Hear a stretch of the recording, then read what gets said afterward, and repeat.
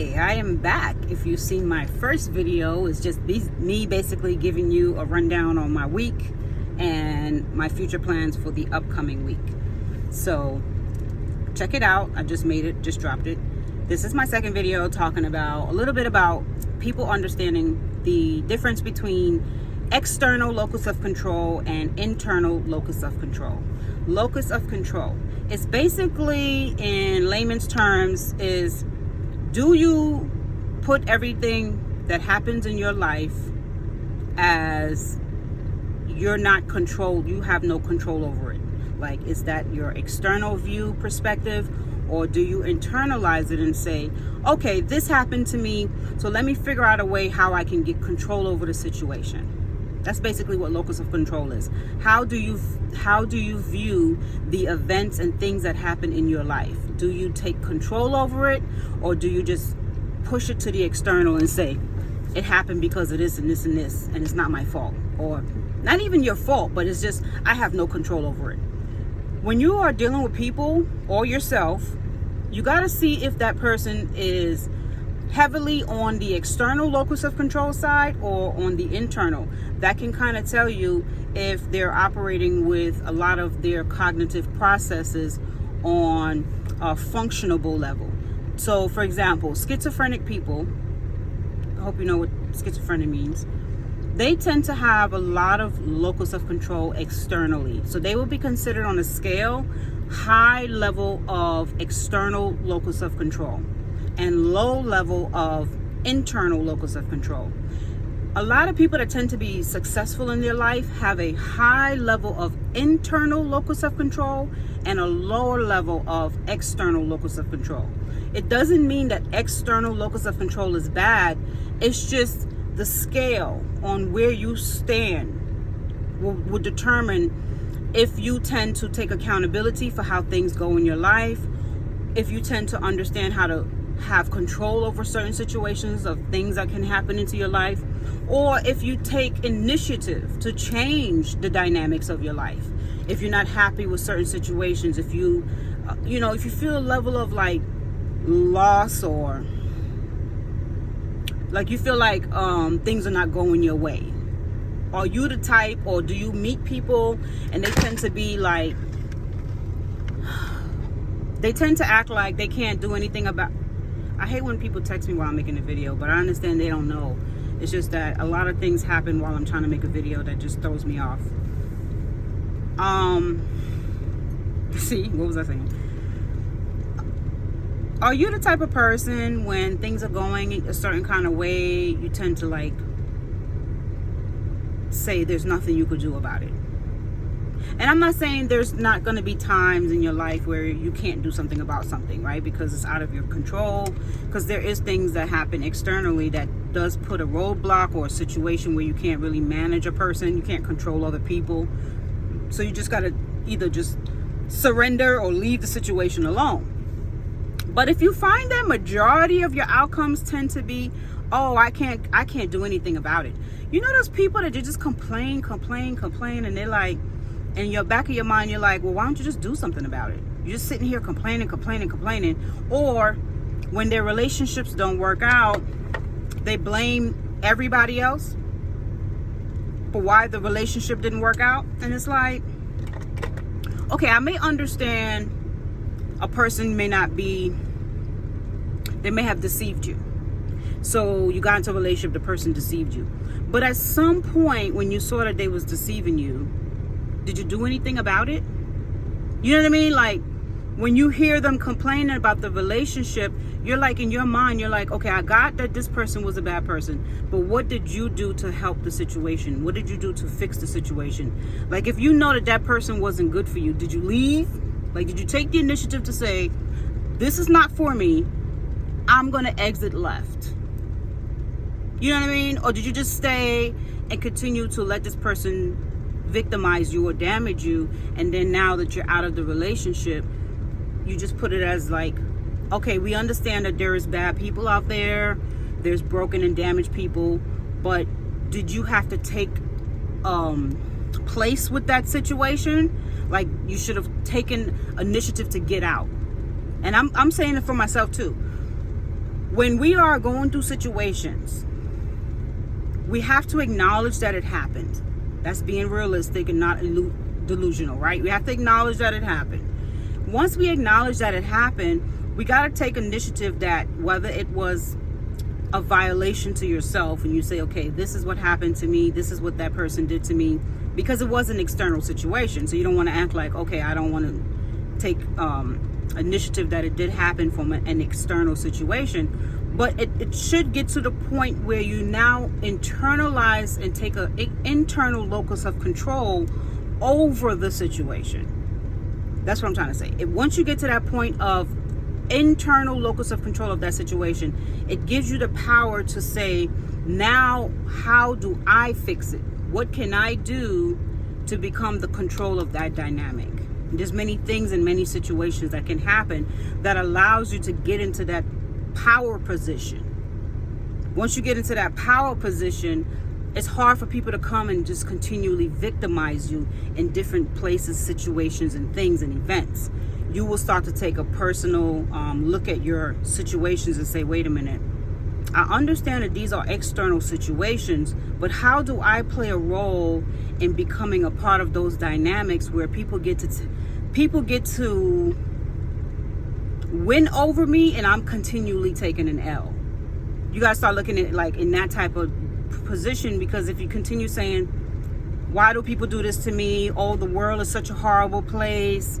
I never get to win in situation. If you keep doing that, that means you start to put yourself on a higher level of external locus of control. You wait for other situations, events, and dynamics to be just right for you to win. And it's like now you become more opportunistic. You don't want to be like an opportunistic type of person.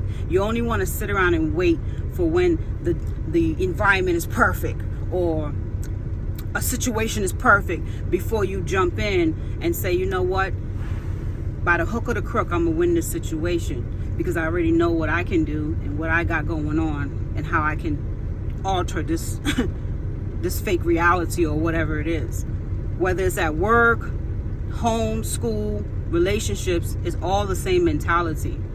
So if you come with a challenging situation, let's say it's at work, and you see like 10 people are saying, nah, that's not gonna work, you might be able to come up with a whole intuitive, innovative idea that may change the dynamics of that situation, because it might have been an external challenge and you've seen past the external challenge and said, you know what, if I go about it this way, it may be able to change the situation for that company. Next thing you know, you get promoted as the CEO because nobody was able to think outside the box. So that's what I'm saying. It's like, even when you have relationships, if that relationship is not healthy, or that person is coming from a place of, well, I'm not going to validate you, so you constantly validating that person by staying with them and they're bad people.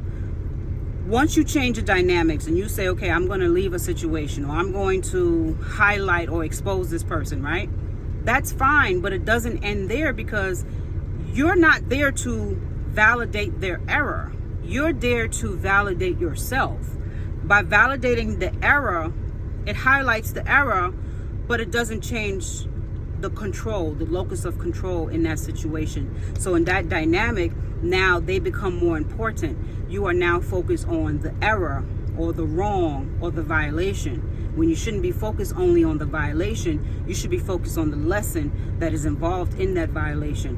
When you focus on that lesson, it allows you to go internal and see, okay, in that situation, how could I have came out on top without that situation becoming a violation? And then you'll go internally and see where you went wrong, how you stayed in that situation that wasn't healthy for you, and now you can take the control back for your life and say, well, you know what, I learned who I was in that situation at that time, so now I can flip the dynamics of what happened for that life and make a new situation, whether it's with a new person, just a new version of you, a new understanding, a new perspective. And then that person doesn't become the end all be all of how your life turned out.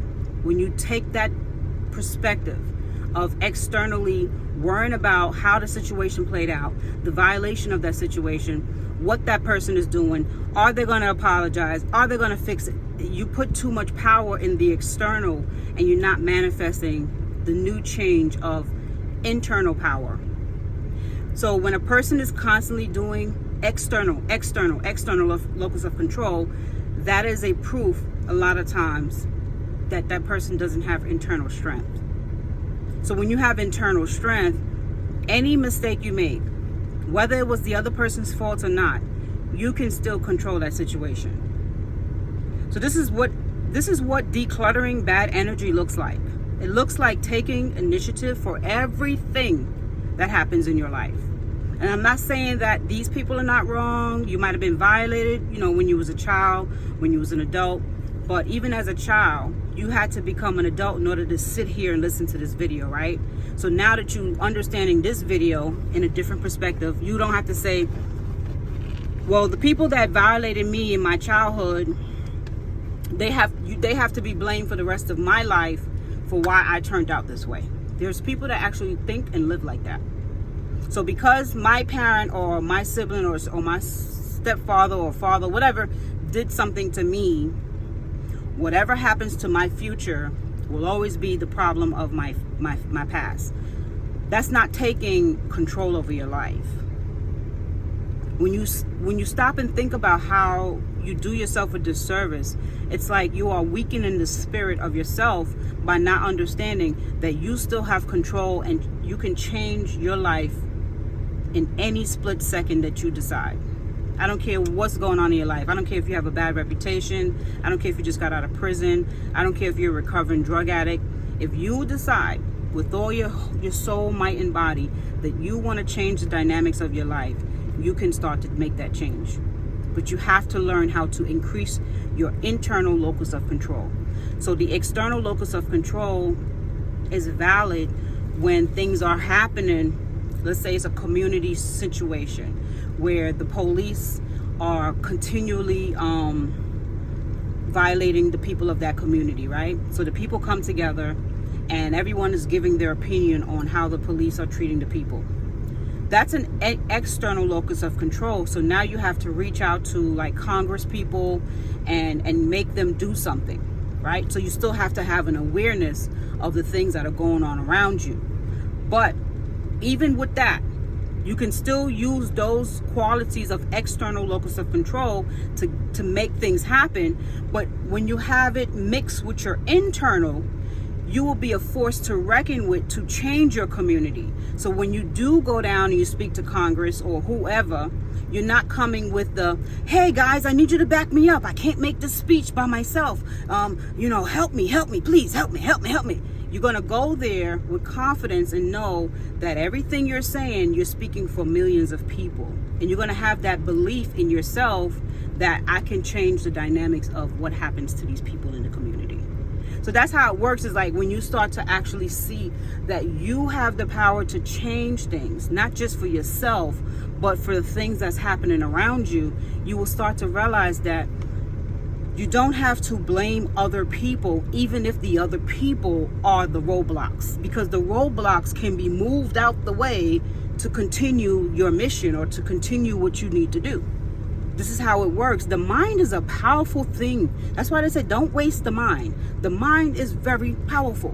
So the things that are continually going on in your brain, it separates delusion from the reality. So when you have a high internal locus of control, your reality is more powerful because you don't let the mind get cluttered with delusion. But people that have a high locus of control, like when you go into certain neighborhoods and you speak to the people, especially if they succumb to drugs and alcohol, right? Because I was a mental health advocate at one point in New York City, and I had to deal with these type of people that have a very high locus of control. So when they speak, you're trying to tell them, okay, hey, look, get a grip on your health, because that's the reason why you can't find a job, because you're fatigued because you stayed up all night and you didn't take your prescription. You drank liquor. You were supposed to take the prescription that was going to help you to lower your blood pressure, but instead you drank some liquor. So let's declutter why your life is a mess now. So we got to sit down and talk about this. And you sit down and talk to them about their life decisions, And they'll say, well, it's the government's fault. If they would have never took my food stamps, I wouldn't be sitting here drinking this liquor bottle. And it's like, you see what I mean? You see what I mean? You're taking a bad situation that's externally happening to a lot of people, and you're making that the clause for why you continue to make bad decisions. Or you tell a person, hey, why don't you go find a job? And they're like, well, I don't want this job. I don't want this job. I don't want this job. But you have no job. So you got to pick one, ma'am or sir, because at the end of the day, broke, $0, it doesn't equate to $15 an hour. You see what I'm saying? It's like some of these people, they don't think like logically, because their mind is so boggled down on, if I blame shift everything on something else, I don't got to take accountability for why my life is messed up. Or they could be literally being violated. They could literally be in a situation where someone is like violating them, right? And you're like, okay, I could see what you're saying. I could see how that stopped you. I could see how that was a stumbling block in a particular situation. Okay, the guy was going upside your head. He didn't let you go to work. Okay, I got you. You was in the hospital for a couple days, and now you had to go get stitches. Now you got to get on disability. Now you can't work for a couple weeks to a couple months. So now you feel like, oh, F the world. You know what I'm saying? Okay. So you made it past that. Now what? And then they'd be like, so they kind of, they're scrambling to find another reason. And, well, I feel like all men are going to hurt me, so I'm not going to go to work. I'm going to stay away from the boss because he might try to sexually harass. It's like, it just goes, because it's like a contagious disease. When you live your life in excuses, it becomes like a disease. It's just so easy to keep catching it. You know what I'm saying? It's like, if I stay in this environment, I will continually have a plethora of excuses as to why I can't change my own life. This is another reason why a lot of people don't get healed.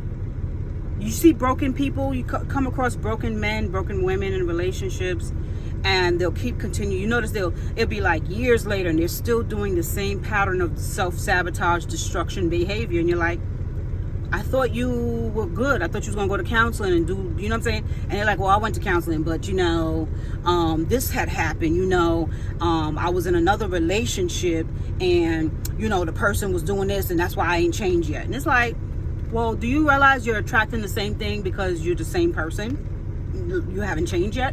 And it's like, you just keep hearing excuses after excuses. And if you're the person that can see through that situation, you can't allow people that are so much into being externally locus of control change your mind or dynamic when you have a high level of locus of control, because that's what ends up happening. They'll persuade you to think like that, and next thing you know, you're helping and enabling their excuses. You're preventing them from growing. When you're dealing with people like that, I don't care who it is. I don't care if it's your mom, your wife, your children. When they're constantly stagnating and using that as their crutch, you have to stop being their enabler. If they want to blame the world and say, well, it's your fault, I haven't continued to change and done better with my life, let them. You don't have to validate that situation. You don't have to sit there and try to make excuses with them. You don't have to try to get them to see a better way. It's not your problem. And not saying that you can't help certain people, right? Not saying some people, they don't realize what they're doing. But once they have the awareness, it is up to them to want to change. You cannot change people. As much as you want to be a influencer. When I say influence, I don't mean social media. I'm talking about being influential in their life, whether it's your children, your friends, your cousin, your mom, your parents, your co-workers. You can have that level of influence in their life, but it's up to that particular person to see their own self-worth. You can't make someone see their self-worth. You can try to help them, but you don't want to go trying to overdo it, and then they got you feeling drained, or they start blaming you for, oh, you think you better than me? You trying to tell me I shouldn't blame this person and that person and that? you wasting your time. And that's the thing I notice about a lot of people that get it. They so much waste time with people that don't get it. The only thing you should be doing is getting it with people that get it. So if you meet like-minded people, y'all work on getting better manifestations, better. And I don't mean financially. I'm talking about if you're in the process of growing abundantly in the mind, body, and soul and spirit, get around people that will help you to get there. If you keep being around low vibrational people that have high level of locus of control, you'll never see your blessings because it'll be so drained and binded by these people that don't get it. And the whole idea is misery likes company, so they don't want you to get it. When they see that you're getting it and you stop blaming everybody else and blaming the world, they're gonna be like, oh shit. So when I'm telling y'all videos and I'm saying, hey, this is what the government plans to do to y'all, this is what they're concocting, it's me being observational. But I'm not gonna sit here and be like, we're doomed, oh my gosh, we can't do anything about it. Because it's, at the end of the day, we still have to figure it out. We still got to figure out, what are we going to do? Because yeah, we knee deep in this shit. We knee deep in the stuff that they are working against us and they have been planning for a while. And we was like, basically just like sitting ducks waiting for this stuff to unfold, right? But with me being one of those people that's seen it, and I was like trying to tell people for years, this is what's going to happen. Martial law is coming. What are you going to do when they start kicking down your door and they say that, you know, there is no constitution, man? What are you talking about? Get in the damn bunk, because that's where we're taking you. We're like, what are you going to do? That's what I'm saying. I like to trigger people's thought process so that they realize when that day does come, you don't be surprised. You at least have time to prepare, or at least mentally be ready for if there's possible torture. You know what I'm saying? What are you going to do? That's always my question. What are you going to do? Because even a mentally ill person, if they're, and I don't mean severely mentally ill, I mean if they're somewhat still functioning, like maybe a person with schizophrenia, they're still functioning to go to work, but when they come across dilemmas, a schizophrenic person is going to run to their external locus of control to try to solve the problem. But you can't solve the problem on external locus of control because you can't control that.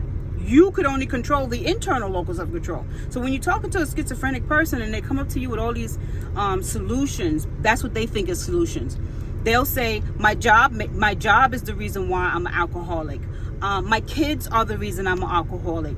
Or the voices in my head is the reason why I did. They don't say the voices in their head because they don't think of it as voices in their head.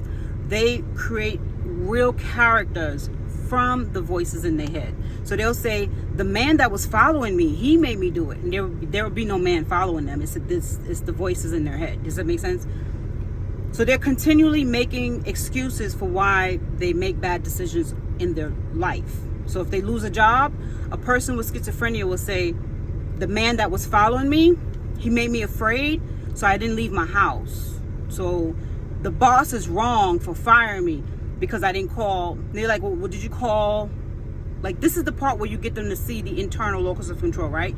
You'll say, okay, well, the man was following you, but did you call the job to let them know you were not going to be able to make it? And they'll say something like, no, because the man that was following me, I was thinking he was going to be listening to my phone call, and he would trace the number, and he would come find me.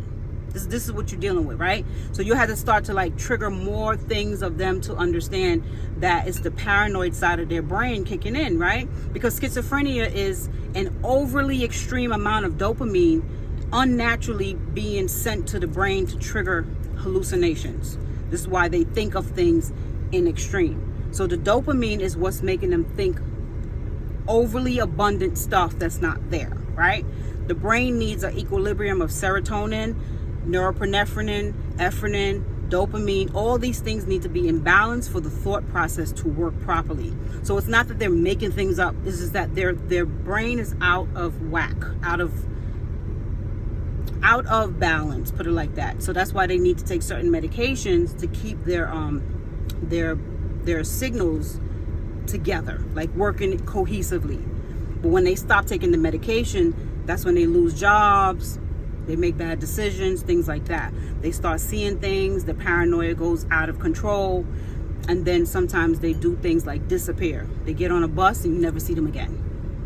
Because a lot of my clients had schizophrenia, and I had to go like in train stations and look for them, and they weren't homeless. They just left the house and thought that people were following them, and they felt safe underneath a train station in a blanket underneath a tent, right? So these are things that when you're dealing with mental illness, it also helps you to see the world in a different kind of way. You see people a different kind of way. So I realized that even though people might not be mentally ill, they may still have those same reasoning tactics. They may still, because like your thought pattern can trigger things in your brain to signal an overabundance of that thought in an unhealthy way. So if you're constantly thinking the world is after you, that's why you can't make it in this world, your brain will start to train itself to become like that. That's the epigenetics of it. The genes of your brain, the neurotransmitters, the neurons, they all start to form according to that thought. Your thought, put it like this, your thought is the key to your success. Put it like that. Like everything you think, your brain is it's like a computer programming, right? Like I did one course in computer programming, and it was horrible. So they tell you to like put these letters and symbols together, and it makes like a code for the computer to understand it. So let's say you want the computer to repeat lift 5 times. It will tell you type in lift and then put like a symbol and a code, type in lift again, and then maybe ... I'm just making this up like an example. That will tell the computer that you want to say lift 5 times, basically by the code you put in there, right? So we was doing stuff like that, and I made a code that I made one mistake. I put, I think, a period instead of a semicolon or something, and the whole laptop crashed. I could not repair it. I had to take it to a shop to get repaired. This is based off of one little code. That one little error in my code send a signal to my computer, and that computer went out of whack. Same thing with your thoughts. Your thoughts is the coding to your brain. Now, there's involuntary codes that the brain handles, right? Like to eat, sleep, shit, whatever. But even with you having the involuntary codes, things that you can do can actually damage the involuntary codes. Like if you don't get any sleep, what happens? The natural coding for you to get sleep gets contorted. You see what I'm saying? Because your body has a circadian rhythm. So if you, like me, I'm a truck driver, right? I try not to drive too late in the night because it messes up my circadian rhythm. I'm kind of a night owl, but driving is a whole different thing because now I'm working. So I like to drive at certain times of the day going into the evening. And then that gives my body a natural decline to go to sleep. So that natural decline is like, there's a hormone called adenosine. The body knows exactly what time to send the adenosine to the brain. And that's usually around the time the sun starts to go down. So the body works in tune with the energies of the planet, right? So with you knowing, okay, my body's going to naturally want to like go down at around 9 or 8 o'clock or whatever, you now go and say, well, I want to get a night job. And I got to start this night job at like 4 p.m. to midnight. 4 p.m. The body don't know you about to go mess its whole circadian the rhythm of the sleep pattern. The body don't know you finna do that. So at 8 o'clock when you working, you're like, I'm not really tired. I got some sleep last night. The body don't care. It's an automatic voluntary hormone that's going to shoot to the brain. And all of a sudden you doing your work, and at 9 p.m. you're like, man, whew, I need to go to sleep. Like you fighting it. And then it takes you like 30 days before you stop feeling that urge to just fall asleep. Now, 30 days later, you don't feel that urge no more. So you do 4 to 12 for about a year. And then you get a regular job to go back to the daytime. And at the daytime, you're feeling sluggish. You're not sleepy, but you just feel sluggish. It's because the body now has to recode itself and send new signals to get you back on track. Same thing with your thoughts. Once you start putting in these thoughts that I can't control my life, this is happening, it's out of my control, blah, blah, blah, blah, blah, blah, blah, blah, blah. Your brain doesn't know what to do with those thoughts other than to deregulate everything. Because it's like, okay, she says she can't do it.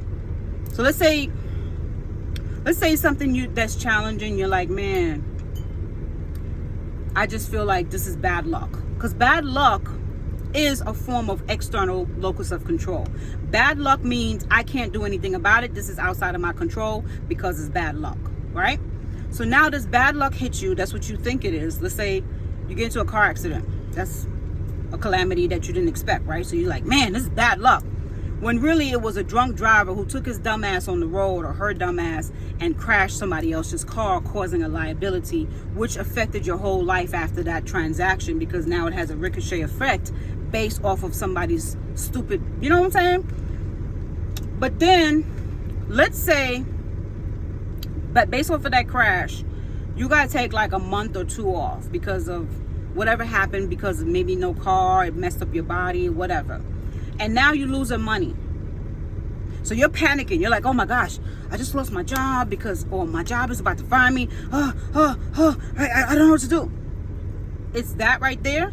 That attitude that you're taking because of the calamity is what's going to make your brain not become strategic to help you think outside of this mess. So now you're panicking and you can't think. Like, you got to get that clutter of, this is going to fuck my whole life. If having an accident messed up everybody's life, don't you think everybody would not drive? People would just not get a car. They'd be like, you know what? This is too big of a risk. I don't want to do it. So clearly, even with accidents, even with people passing away, losing jobs, the world is still continuing to thrive.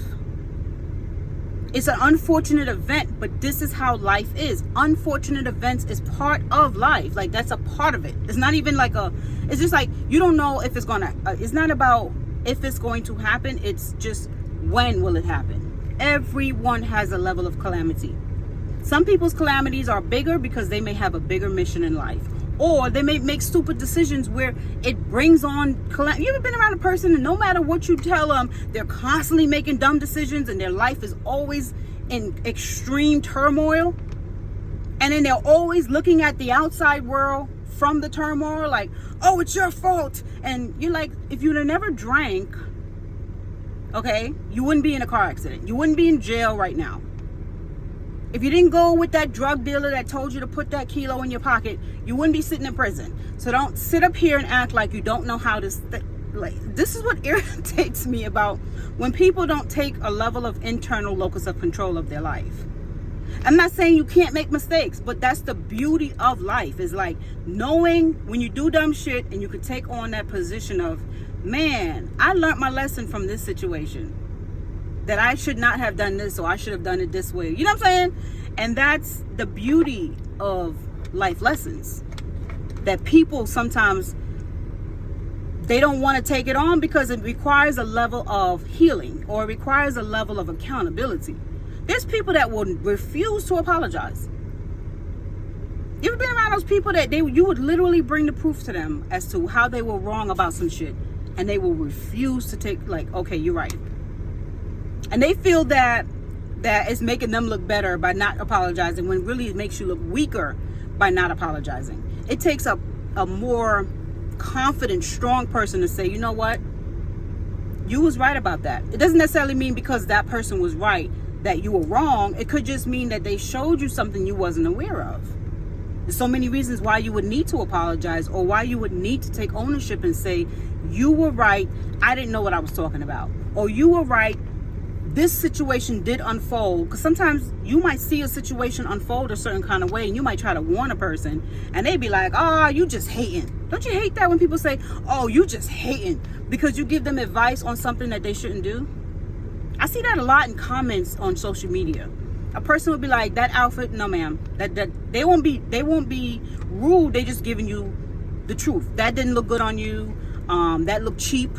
You know, you put on a piece of fabric and then the fabric looked like it could rip, you know what I mean? And you just telling the person, hey, that fabric is not, that skin tone, your skin tone don't match that outfit. Or something like, oh, you hating, you a hater.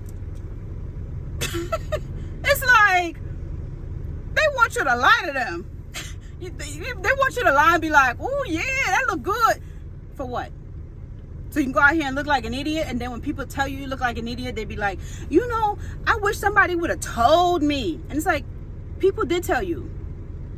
You could tell the difference between a person hating and jealous or envious versus giving good advice. You can tell. So this is the thing, is like, when you're dealing with people like that, or you're dealing with situations where you're realizing that no matter how you try to slice the reality, they don't want the reality. Because their strength is reliant on blaming everybody else. That's what it is. It's a false sense of reality. It's a false strength. They don't want to take on the real situation of taking control and understanding how to change a dynamic. They rather just sit in it and say, I'm the victim, everybody, poor me. Believe it or not, victim mentality and self-pity is a form of control. But it only works on people that don't peep the game. They'll be like, well, if I make you feel like I'm a victim, you'll give me all your money. You give me all your power. You give me all your advice, and then I could mirror your advice, but it's not really internally me. That's what narcissist people do. They'll mirror all the shit you do if it's going to get you wins. If they see you successful, they're going to mirror all the advice, but it don't really be coming from them. And the minute there's a calamity from that advice, guess who they're going to blame? But you said this is how you get money. But you said this is how you get your job or your success. That's how I get it. It doesn't mean it's going to work for you. Because you might try that same thing and somebody might think you're being fake, or they may not like your personality, so you may have to use a different skill. Some people are actually more skill bound than personality bound. So they may get a job based off the mastery of that skill versus how they smile and make people feel. And I may get the job or get the whatever because of how I make a person feel. I might walk into a room and have that person skinning and grinning from the time they got to the office to the time they got home because of some shit I said to them. And they be like, I need this person around me 24/7. I like the way they boost my energy. And then they might hire you because you could build some shit like nobody's business. But if you try to mimic me and you try to go get the job, and they be like, I don't like you. I don't like your personality. You're not a fun-loving person. I'm not finna hire this person. And then they be coming to you like you to blame because they so busy trying to imitate you, instead of just getting their own internal locus of control. So they'll blame everybody else as to why their decisions didn't match the outcome. And it's like, was that really your decision? Or did you just pick it up off of somebody's street? Did you really feel and confidently know this is what you wanted? This is why sometimes when you help people, they'll throw you under the bus. Because they want the outcome of whatever you're saying to be 100% guaranteed. Because they don't take no level of their own control over that situation. That's what advice is. Advice is a little tidbit to get you on your own way. It's not for you to become the advice. You see what I'm saying? So I'm going to get off here because I do got some things to do today. I got a lot running around. But this is what I'm trying to say is, when you get to a level of where you master your own environment, that's why I said it can come to a point where things can be crumbling around you. But when you master energy and you master your own thoughts and you master your environment, those things does not become severe roadblocks to you because you know how to move it out the way. People that don't know how to move it out the way, they become the roadblock and they stay there. They stay in that position until another opportunity comes along, or another victim, or another level of supply for the narcissist, right? Or another situation or event. And then they just stay around for these situations to become opportunists. And they never take the lead in stuff. They always wait around for other external situations to make it happen for them.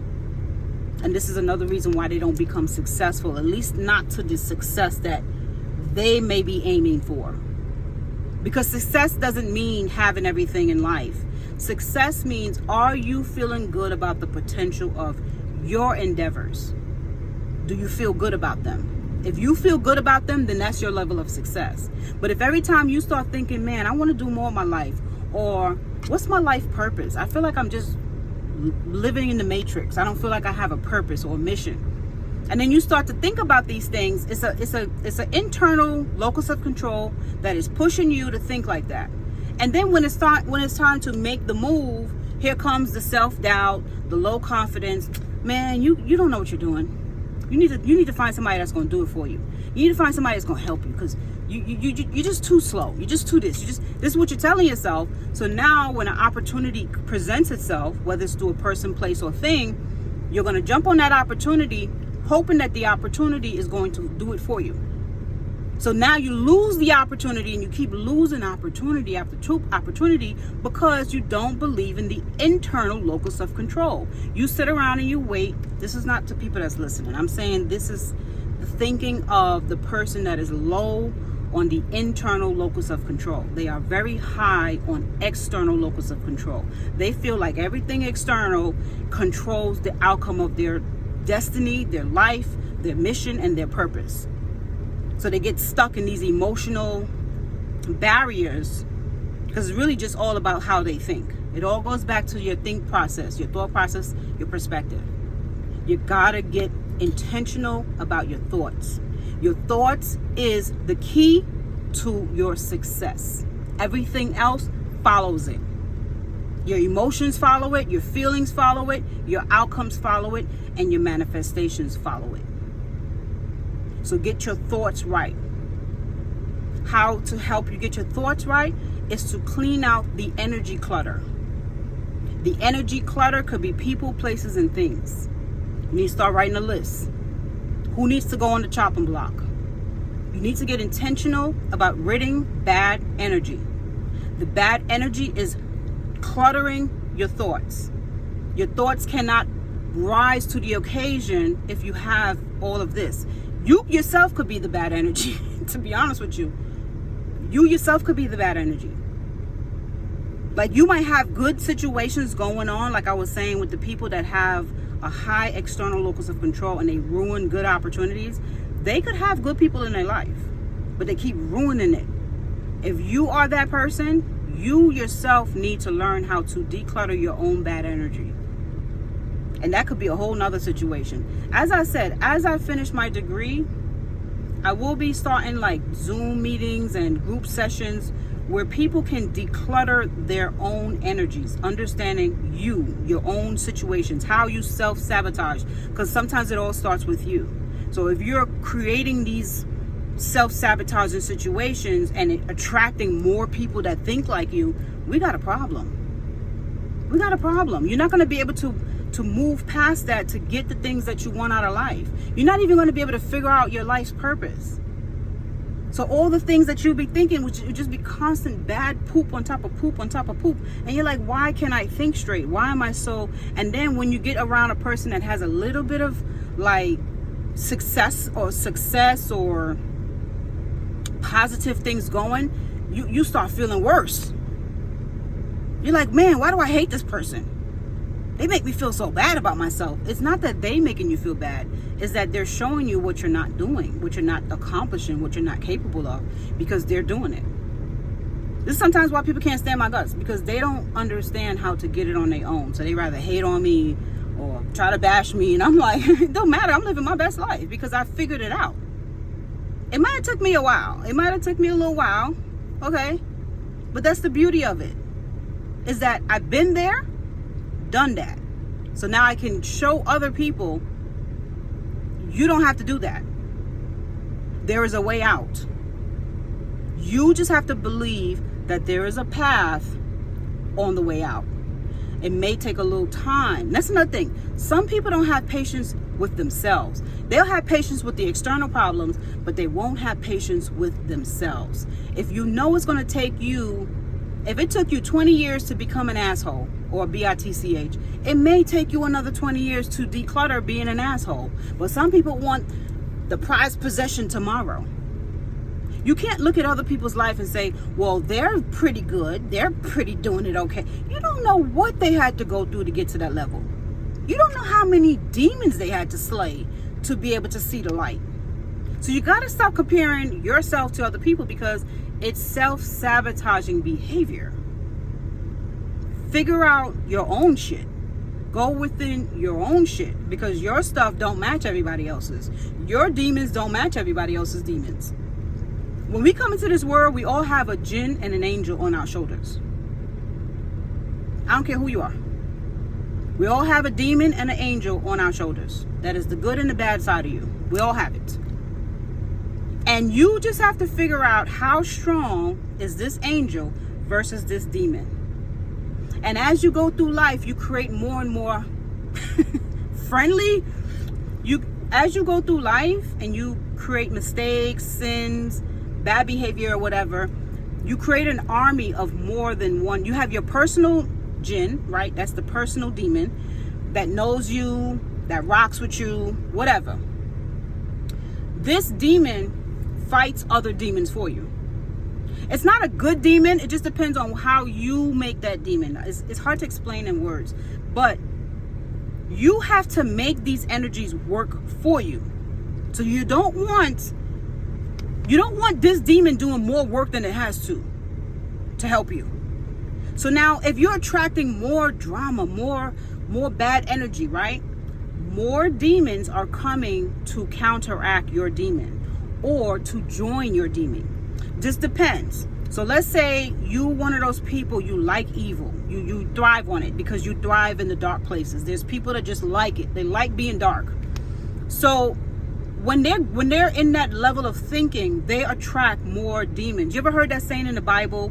When you clean one demon, it pisses off more demons, and 7 more will come in that person. And they'll be worse than when they first started. So they'll try to change, they'll try to think positive, they'll try to forget the bad, and then 7 more bad demons come. It's because they haven't understood how it all works to begin with. So they just jump on the opportunist bandwagon and they use their external locus of control to figure out how to change. It's not going to work.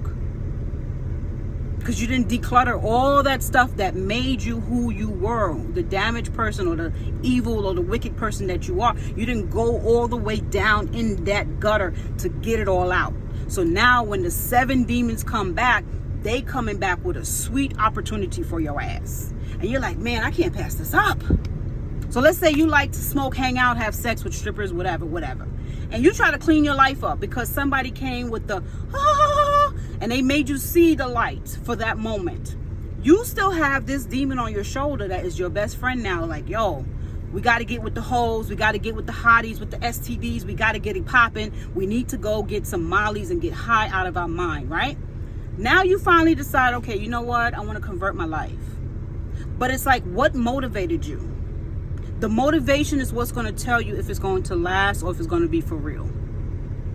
You ever see some people say, well, I got motivated because my ex-boyfriend, he was telling me I was a bad person, so I decided to become a better person. And then it's like, okay, so only your ex-boyfriend is the reason why you got motivated? Or your ex-girlfriend? Okay, so what happened when they left you? I said, fuck it. And I went back to what I know. Yeah, but when you went back to what you know, the 7 demons came attached to it because now you understand the difference. So those 7 demons have to be stronger to influence you because now you have a little sparkle of light. So now it's going to come with 7 more situations that's going to be worse. And this might be a situation where you may take a drug or have a STD that you can't get rid of, or take a drug that you never wake up from. That's why the 7 demons put you in a situation that was worse than when you first initially tried to change your life. So you got to understand how these energies work. You have to put in the work internally, locus of control. Understanding, okay, so I'm finna do this change because I know that this is what needs to happen in order for me to get to this plateau in my life, in my mentality, in my endeavors, and in my mission on who I want to be. Like, let's say you know you have a life purpose. And usually a lot of times how you'll know you have a life purpose is your life will be so dramatic to the point where you're like, God, I know you're trying to tell me a lesson. I know you want me to see something. And that's when you start to see that there's something in you that God is like, I need to push this person to wake them up to what they really are. So that's how sometimes you really figure out your life purpose, when you really been through hell and back, right? So if you're one of those people, you know your life means something because you've had near life death experiences, you've seen some shit that other people ain't ever seen before, then you know your battle is going to be strong. It's going to be stronger than everybody else's that you ever encounter. So with that, you have to use that as part of your internal locus of control. Because if you ignore that part and more battles come while you're trying to change, you're going to give up and you're going to go backwards. It's called backsliding. All these things you got to know about, like when you're taking on certain situations in your life, what comes with that. People think, well, as long as I change my thought pattern, everything gonna be good. No, that's when everything gets worse for that moment, because it's to show you what you really made of. When your back is against the wall, what are you really made of? Are you gonna run and cry? Or are you gonna come out swinging with the swords that's necessary to get you to the next level? This is what we're talking about. Life is not a game. Life is not easy. Life is not pretty, but it can be. It can be. Once you understand it, you have to understand the energies. You got to master both, the yin and the yang. If you don't master both, you will lose at both. People want to change and don't realize in order to get that change going and to keep it consistent, you have to be strong to be able to battle the other side. That good versus bad. I'm sorry, it comes with a price. Success comes with a price. And I'm talking about your version of success. It's not a pretty fight. It's not a pretty battle. But once you master both, that's when you see the success, and that's when you will get your heaven. Your heaven and hell is right here. You just have to know how to master both. You got to master heaven and hell. I know it sounds impossible, but it's not. The hell is what you see that is the opposite of what you're going for. If it's something you're going for and there's a hellish battle keep coming, that means whatever you're going for is the answer, or it is powerful, or it is going to get you to the next level. And that other side of the equation is like the opposing force that doesn't want you to get there. So it's going to keep going like this, and you got to keep going like this. And it's like a constant back and forth until you win. That's how it works. You have to win. Nothing in life is easy if you take the L. Don't take the L. You got to take the W. And that's where people fail. They start to go with the winning attitude, and then they take the L because they can't hang. They can't hang in there. When people say, hang in there, it's going to be okay, you have to believe that. Because you're hanging in there and stuff is getting thrown at you. Bodies is being thrown at you. Loved ones is leaving you. All kind of destruction. And you say, well, you know what? Let me just give up. What would be the purpose of the whole situation if you wait till that point to give up? Because wouldn't it be so much better if after all of that happened, you got the W and you still won? It'll be a lot of pain you might have to leave behind, but that's just what life is about. Nothing comes with just a beautiful situation all the time. It might come with some painful memories. Some of the people I had to leave behind, they still impact my soul. You know what I'm saying? Like some of the people I had to cut off, it still hurts to this day. Just the loss of it and what they did to me.